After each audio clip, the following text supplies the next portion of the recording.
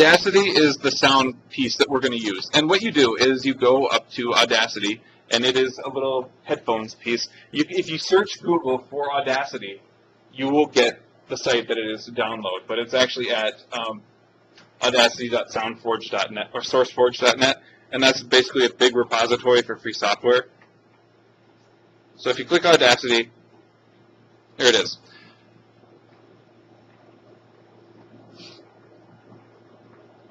And it's pretty straightforward. You have your tools up here, and I'll go over there's basically two of these tools that you'll want to use, and the tutorials do talk about them as well. You have your basic selection tool, and then you have your time shift tool, and I'll show you what that does, and it's pretty slick. Then you have your monitoring things, and I want to do that, and then this is your microphone. And I'm going to go here and show you what that looks like. So I want to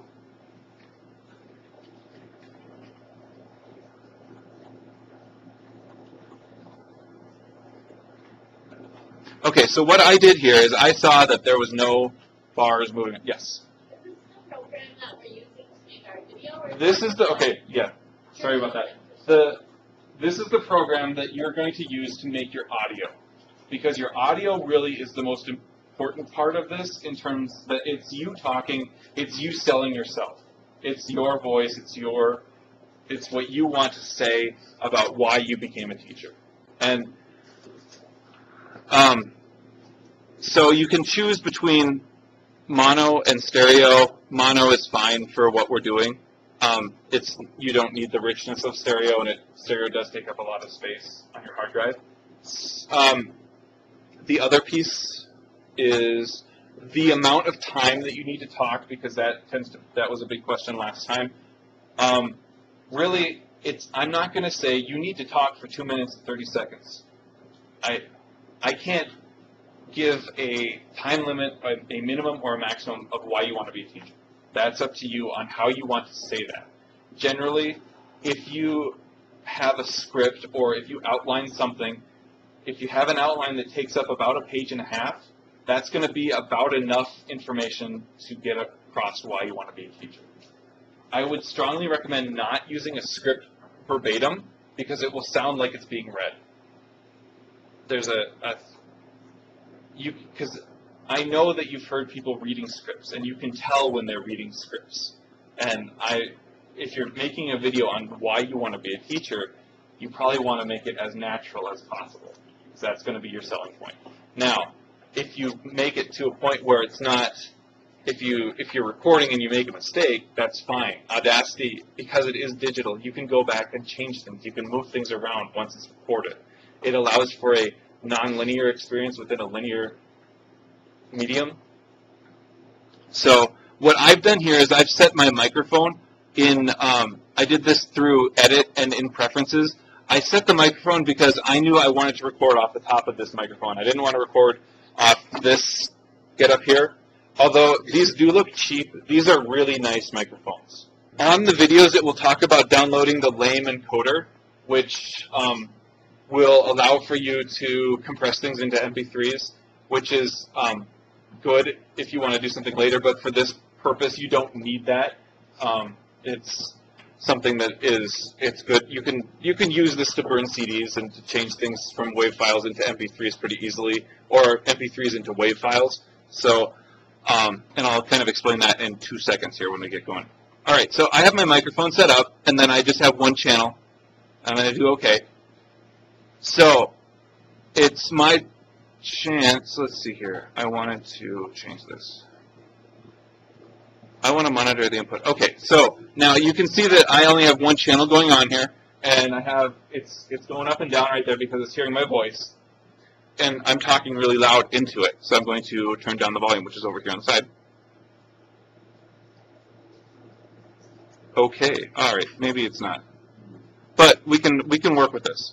So the next thing you would do is click right here, this little red record button, and then the red button always equals record and on studio stuff. So you click that, and you start talking. and it records my voice as it's going along. And you can see what's happening right there. And this is about all I'm going to say. Now, I want to listen to this. So this is everything that I just said in all its glory.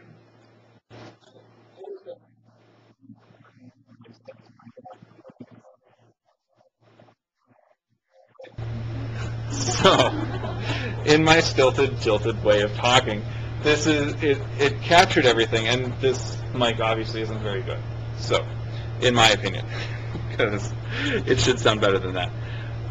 Now, we're not going to actually use this version, or this track. I have some other recorded stuff. If you stop it, like say we didn't go back and listen to this, and we just stopped it where it was, the cursor right now is sitting right at the end.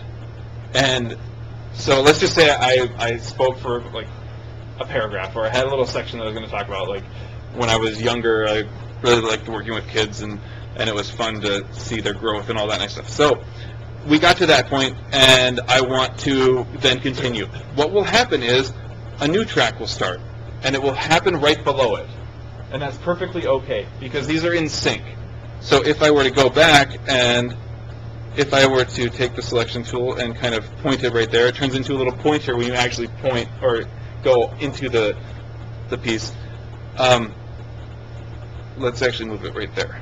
So if I play this, it's going to jump from here. It'll play this track, and then there's nothing here, so nothing's going to happen on this track, but then it's going to play everything that's right here.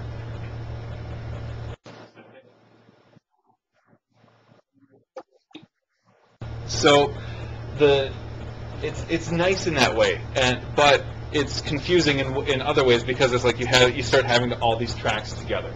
Now with Audacity, the cool thing is you can take this track and you can select it like so, like you do on a paper. You can do a copy, which is either it's this one, but then I just use Control-C usually. And then if I go up here and move and put my pointer right there, and I do a paste of Control-V, it pastes it right on there, right into that track, so that you can just delete this one, and you have everything all in one track. The other piece that we could have done is we can take this and then... Okay, so now I'm just taking that out from what we had. Okay, so now the other piece is, say you had gone back and listened to this track, and then you found that the cursor was at the beginning, and you were like, what's going on here? Why is this? Why did I hit record and then it's producing it right down here? But what you can do is called time shift.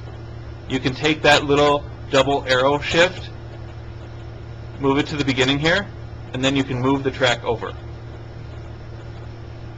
so that you can move it to the right spot. So actually, I'm going to put in the audio that I have of... So now I have these three tracks right up here. I have you can label these too. I mean, you can change the labels on them pretty well, so you can keep track of where you are in your recordings. So I have this one labeled as introduction, I have this one labeled as step 1, and this one labeled as step 2. I made an instructional video for how to request a substitute, and if I play them all together from the beginning, it all sounds together, and it's like a lot of me talking at once. That's why you would use the time shift tool to separate things out, or to cut and paste it all into one track. So what I'm going to do here is I'm going to just select this. Okay, so first I want to take this time shifter and move that right here. And then I'm going to take the time shift for the step 2 and move it over to the right spot.